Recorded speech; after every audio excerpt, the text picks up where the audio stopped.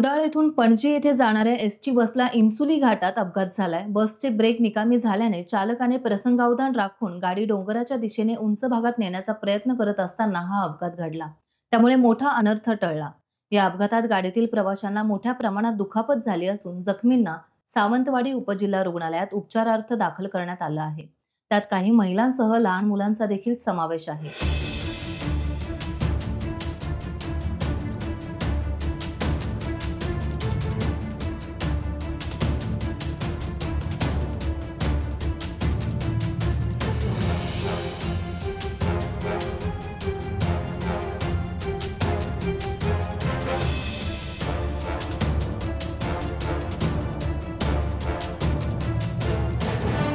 Times डिजिटलला like करा, subscribe करा, share करा आणि बेल आयकॉन दाबायला विसरू नका।